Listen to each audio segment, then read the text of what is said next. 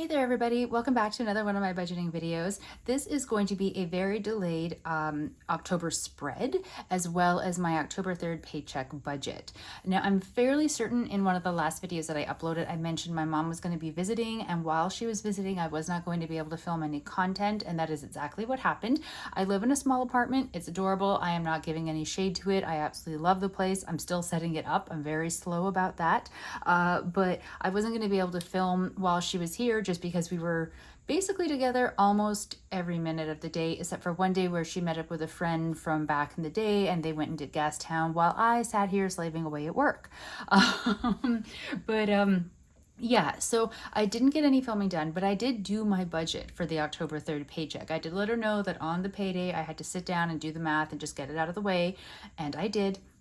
So that was great. I'm not wondering, did I do it on the 3rd? The paycheck, sorry, like the budget, I'm just trying to remember because she arrived on the 3rd. So I either did it on the 3rd or the 4th. It doesn't really matter. The point is that it was done. I paid the bills. I did the math. I just didn't get to film it. So then after she left and went back home, where she has safely arrived and is doing quite well. For some reason, my brain short-circuited and forgot that I still had to film the content from doing that paycheck. And in my head, I was like, oh yeah, that payday is well past. The budget is done. Everything is done. I don't have any new content to film. When in reality, I've got that. I've got updates on my cash spending. There are things to be filming. My brain just had some very dumb days where it kind of forgot about all that. So now it is the 16th of October and I'm only just sitting down to show you my October 3rd budget. I only did it in the rough draft when she was here. I didn't actually transcribe it into like the book where everything is pretty. I'm going to show you though, I did something kind of dumb, which is very much on brand for me. But first, let me just show you my spread. I don't normally do a lot in the spreads. I don't do a lot of stickers or anything, not because I don't enjoy them, but because stickers cost money and I'm not that creative in this realm. I'm creative in other ways, but some people just do absolutely gorgeous spreads with their stickers. I'm not that person. But however, spooky season is totally my season. I love everything about spooky season, except weirdly enough, scary movies. I cannot stand scary movies, but I love spooky season. I am, however, not buying any new stickers for budgeting, for anything. I own a ton of stickers. I don't use them enough to warrant purchasing more. So until I am out of October Halloween type stickers, I'm not buying anymore, which means I'm definitely not buying for them for this year, or probably at least 2 more years. So you're going to see stickers repeated, but I'm okay with that. So hopefully you are okay with that. I know that they're a little bit big for the squares, but I just really wanted to have October. I keep saying October when I really mean Halloween. I wanted Halloween stickers. So there's 3 paydays for me in October, which I did not realize till I sat down today, about 20 minutes ago, to start working on this and filled in my calendar. So that's how disorganized I guess I am for this month, all because of one visit, which I'm so grateful she was here. So I don't care that it's left me a little off kilter. I will catch up. I will straighten things out. It will be fine. So I had a paycheck on the 3rd. I will have one tomorrow and then one on the 31st. I only had 2 of these matching bats, so I decided the 31st, since it's like a bonus paycheck, he'd get his own, as if like the date has a gender, but the date would get its own cute little bat. And then I've got my SUV payments there. They are always the Tuesday after payday. I have a little snake for when my cell phone is due, a little wand for the line of credit due date, and a bone for the Visa due date. My Neo, as always, is difficult and does not provide me a due date because why? Why would they want to do that? So wait, no, I lied. I'm sorry. It's on the 17th, but there's not, right now, there's, what is it, like $11 owing on it? Because if you follow me at all, you know that every paycheck I pay off in full the Neo MasterCard. It's used mainly for like monthly subscriptions and things like that, so it doesn't get like a huge balance on it. And if at any time I cannot pay it off with each paycheck, then I have to cut out one of those subscriptions. The only exception is I used the card. I'm the social planner for my dragon boating team, and I used the card to purchase tickets for an event that some of the team is going to on the 30th or the 31st, one of those, I can't remember. And so I used the card to pay for that, but it has all been paid off, so that's great. So this is my calendar. I think it's adorable. I know the stickers are too big, but I don't care. I've decided to not fill in this monthly budget page. Don't worry, I'm not getting like all sad or depressed about my budget. I'm not like, not doing things because, oh, woe is me or something. Nothing is wrong. I just don't reference this. I have been filling it out every month for the entire year and, for every month for the previous years that I've been budgeting. And it's not that there isn't a point to it, it's that I'm not using this page and the numbers that I fill in on it for any kind of a reference. I fill it in because I feel like I'm obligated to fill it in because there's a page for it in the book. And I think at the beginning of the year, 100% worth the time it takes to fill it in. In case you don't do budgeting books, it's basically just a breakdown of your budget for the month. So this one comes filled in with home, personal, food, transportation, healthcare, entertainment, loans, and other for your categories. You fill in the categories your expenses under them, how much you're budgeting, and then how much it ends up being for real. And then it just sort of helps you with your budget and keeping on track. But except for certain bills that have set amounts I can't control, so say like my rent or how much I put towards my car insurance or my tenant insurance every month, like really set amounts, for me basically everything fluctuates. So if I put in here for groceries and household $120 for the month, maybe I do that, maybe I don't, because maybe when I'm sitting down and I'm doing my budget, I'm like, I don't really have $120. Sorry, I said for a month. I meant per paycheck. So $240 per month for groceries and household, assuming it's a 2 paycheck month. But maybe when I'm sitting down to do the budget for one of the paychecks that month, I just don't have $120 to put towards it. So I have to change the amount. So like those numbers are not set in stone on this page for me. And I've just decided to save the time of filling it in since I already know what I put towards those categories when I am able, and I already know which ones fluctuate and which ones don't, depending on how my budget is going that particular paycheck. So I'm skipping it. Now, here's where I made a little bit of a mistake. I started writing out my budget. I was sitting here, I worked on this, I did the stickers, and I was like, okay, now I'm going to put it into like the book so it's all nice and pretty and tracked where I want it to track, because I do keep the rough draft notebooks for all of my years, but I also like to have it in here. And I started writing it out, and then I was like, wait a second, this is the part you like to film. So yeah, we've already started, but I'm going to finish filling out the rest of it with you.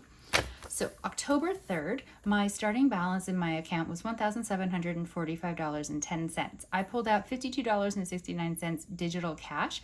I do, for my variable spending, cannot talk today, I budget as if I do cash spending, except I don't use actual physical cash. I keep the money in a digital format.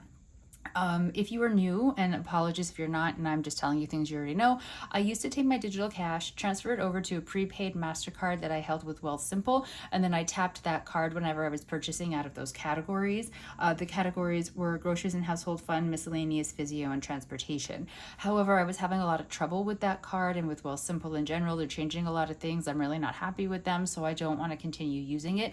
So instead of putting the money over there, I've been keeping it in my checking account and then just doing my very, very best to not screw up having my spending money in my checking account. It is something that is leaving me terrified. I just haven't figured out a better system for it. Part of me almost thinks I'm going to end up going back to actual cash spending for at least certain categories, just out of fear. Which may seem ridiculous, but I don't trust myself to not accidentally overspend because I have a false idea in my head of how much I have left for my spending money because it's sitting in my checking account. But whatever. So I had $52.69 left over from the digital cash from the previous pay period that I had not spent. So I pulled that out so it doesn't go towards my regular budget, leaving me with $1,692.41. Pulled out half of my rent, which is $735. I put that into my rent sinking fund. So now I have $957.41. And then I accounted for the SUV payment that goes out every Tuesday after payday, which is $266.72, bringing me down to $690.69. The next thing I did, oh no, my pen. Why? Always when I'm on camera. Okay, oh, and that's a really big 3. My cell phone.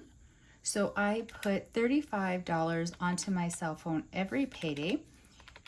$690.69 minus Oh my goodness, I can't.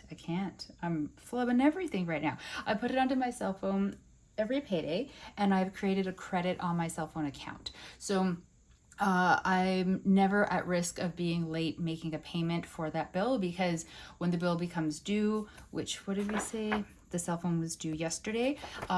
So they pull from the credit that I've built up on that, on my cell phone account. So I just put $35 every paycheck, and it saves me concern about messing that up.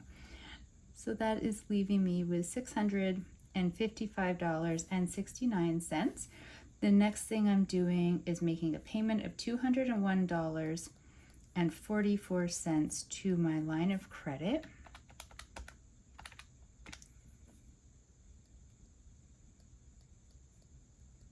Which is leaving me with $454.25.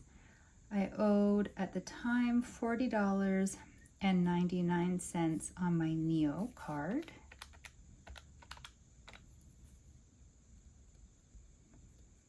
Putting me down to $413.26. Then I pulled out $260 for cash. Now again, this isn't actually pulling it out as cash. It's some money I put as like my digital cash spending, and I will break that down for you how I came up with $260. So that leaves me with $153.26, and then $121 for my sinking funds. And I will break that down for you also in a couple minutes. So $32.26, which I was I'm not gonna lie, I was like, all right, I got this, we're cool. And then I realized, and I'm sorry, I don't know why I just talked like that, but I forgot my BC Hydro bill and my water bill. Yeah, because BC Hydro is electric. I always think BC Hydro should be water. It confuses me so much, but I forgot my BC Hydro and my electric bill. Okay, again, if you're new, I'm very sorry for those who are not. I have recently moved into the place that I'm in now. For over the past 10 years, I lived in like suites within houses, and so my rent included all of my utilities. I haven't had to pay a utility as separate from like what it was built into my rent for so long. I have no idea what these things cost. In my apartment, as part of the lease, my monthly water bill is $32.50 because it's based on the size of my apartment. So that should be set in stone. So that's fine, absolutely fine. My BC Hydro bill, so my electric bill, I had to open up my own BC Hydro account, and I don't get a bill for the first 3 months. And then when I get it, then they'll let me know if they recommend like equalization payments over the span of the year, so I'm paying roughly the same amount every month, or something else. Right now, if I log into my account, it basically says they don't have enough history on like my usage to be able to create any recommendations for payments, which is absolutely fair because I haven't had a BC Hydro account in like a million years, and so they don't know how I use electricity. I don't even know how I use electricity. I'm paranoid about having anything turned on. It's insane. So I'm trying my best to be very electricity eco-friendly. And I did have to turn on the heat though the other day, and so now I don't know how that's going to affect things. But I'm not used to having them accounted for in a budget yet. And as you can see, they're not in my budget yet, and I only have $32.26. So for a brief shining moment, I thought I was doing pretty good with that. I will explain the lack of a Visa payment in a minute. But then, yeah, I realized I forgot these things. So I am putting aside $50 for BC Hydro because I am guessing for how much it's going to be. So $50 is now putting me into a negative balance of $17.74. And then I'm taking out $32.50 for water, which is now putting me at negative $50.24, which is problematic. So I'm adding back into my budget $35. Don't pay, sell. So I'm no longer putting that $35 up there towards my cell phone. So now I am negative $15.24, and I'm adding in $20.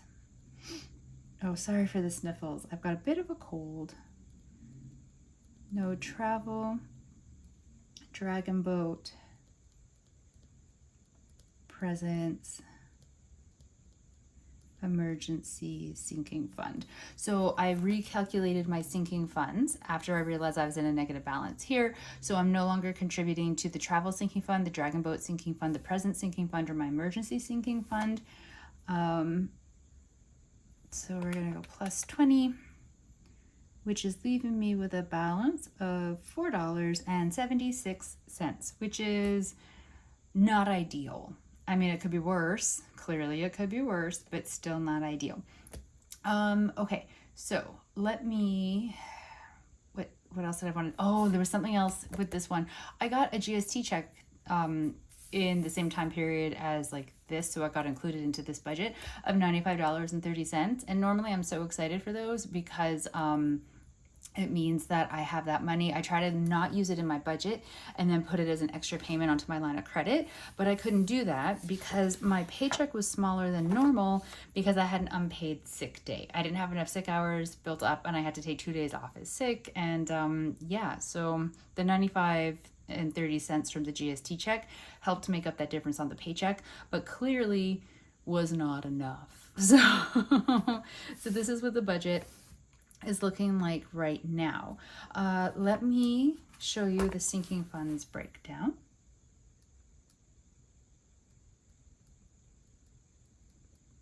So the sinking funds that I currently have are my car insurance,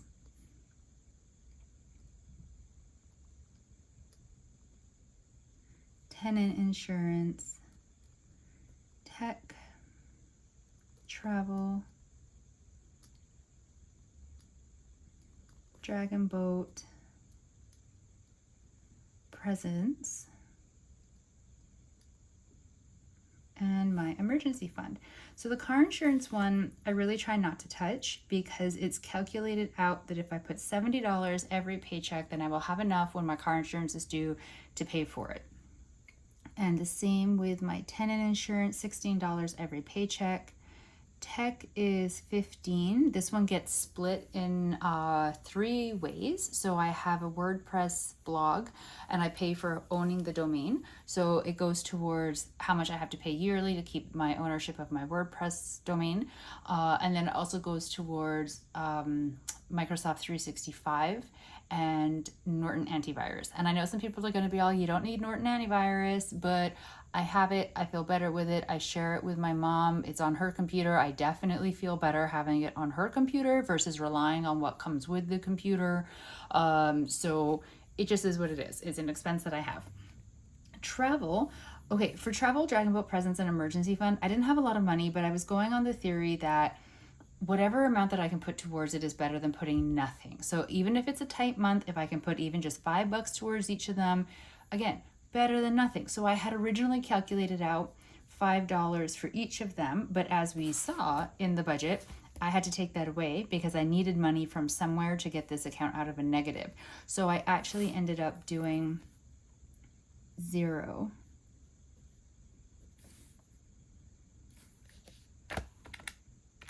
So 70 plus 16 plus 15 means that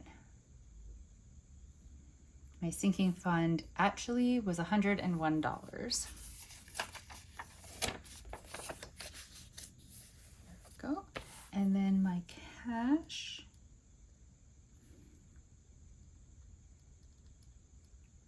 So there's Striker. G and H is groceries and household. Fun, miscellaneous, and transportation.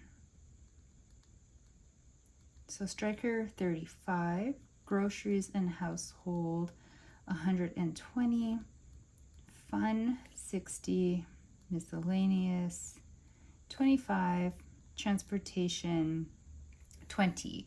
Now I did have a line in here originally for physio, but the physio appointments that I have to pay for are ended now. So the physio that I'm still attending to is all paid for by insurance. So I don't have that. I do need to get back into this cash flow, putting money aside for once I start back into the office so I can pay for parking.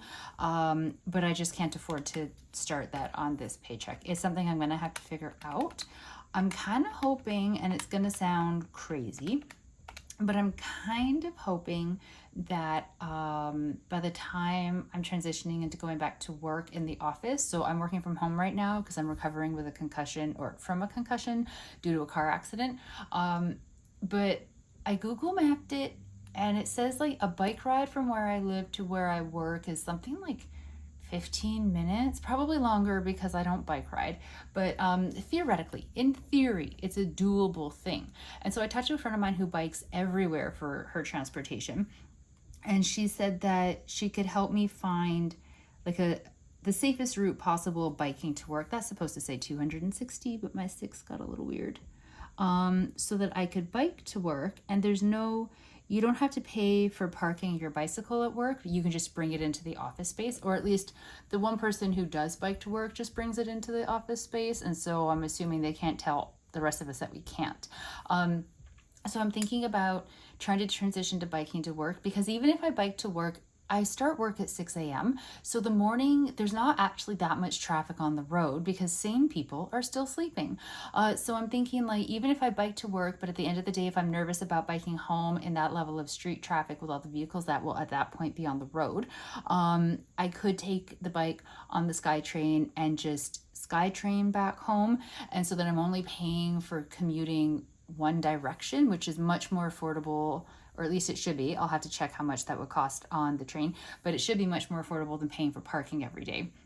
So this is kind of a very out there idea. I feel like it's me just planning for me to die in a really horrific car accident, but other people manage to bike as their form of commuting in Vancouver every day and not die. So let's just hope I fall on that side of things. Sorry, that got really dark there for a minute.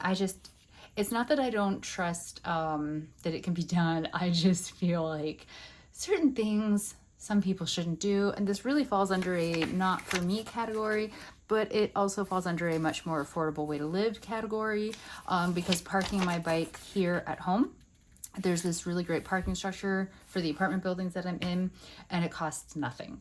So it's something that's out there on the table. In case you're wondering, I would just be buying like a $50 bike off of like Marketplace. So it's not like I'm looking to invest a lot here, but we'll see. That's months away.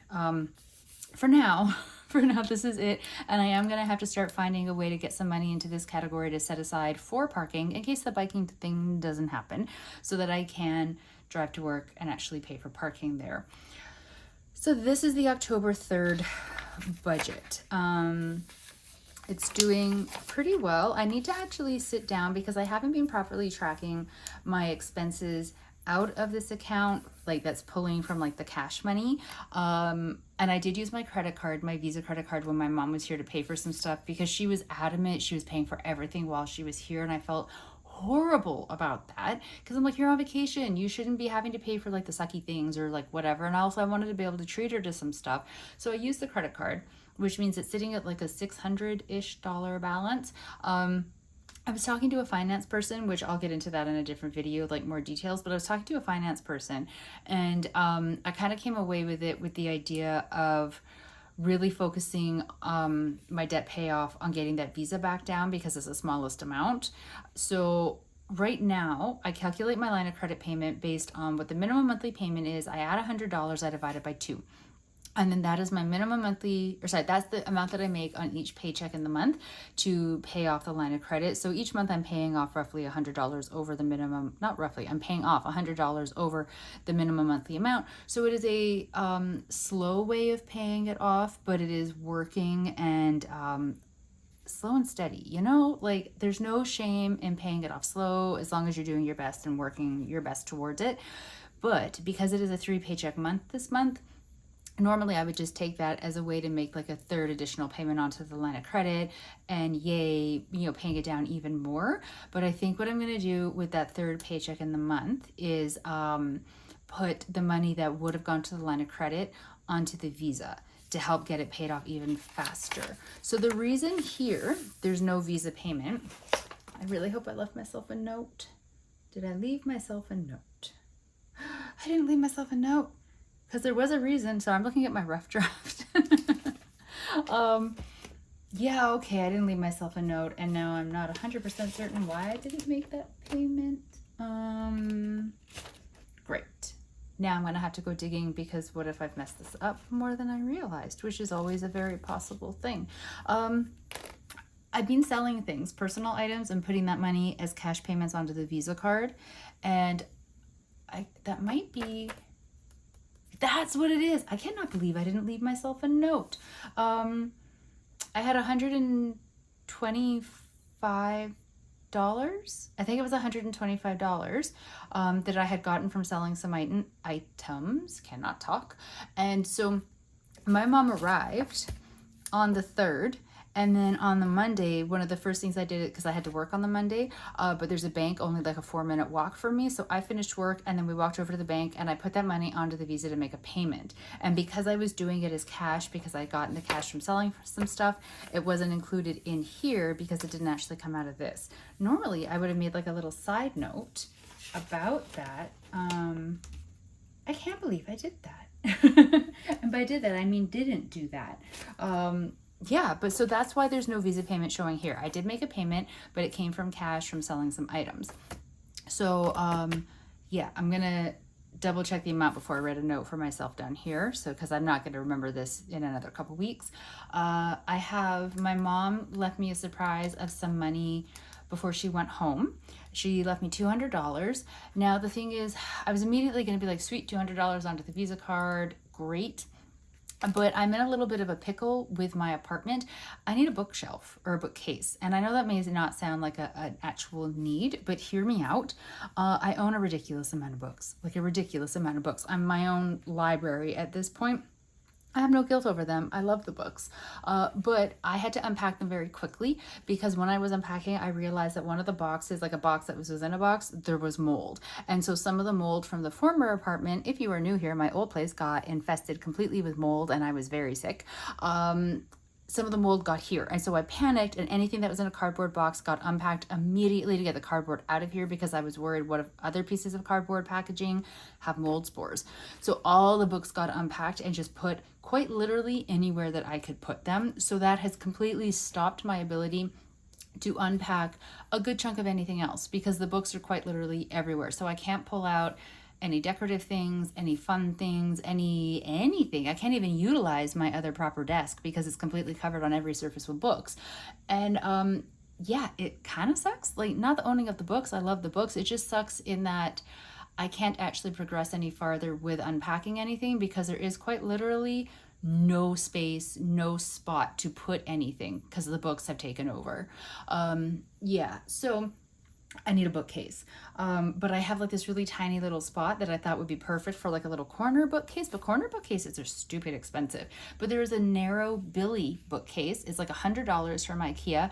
It'll fit. It won't be like my vision, but it'll fit. So I'm going to buy that. It's going to go almost up to the ceiling, which I'm excited about because it's going to hold as much as I can humanly make it hold. And then once that's done, I'll be able to actually continue with the unpacking process. There's a reason I haven't done a video about the new setup of the place. It's because I've been completely stymied and unable to press forward with anything. Although I did get my stationery stuff done. So I have my stationery cart set up, and that makes me incredibly happy. So some of the money that my mom gave me, $100 plus tax, is going to go to IKEA to get me that bookcase. The rest of it's going to go onto the Visa card, but I'm not putting any of it onto the Visa card until I've actually purchased the bookcase. But yeah, so I have that. So I have a bit of money that I'll be putting onto the Visa, and then the rest I'm just going to have to actually pay off myself, like, you know, like within the budget, I mean. So I think I'm going to have to minimize, maybe only pay $50 over the minimum monthly payment on the line of credit going forward, to put more money onto the Visa just to get it paid down. And then once it's down and taken care of, go back to being like full focus on the line of credit.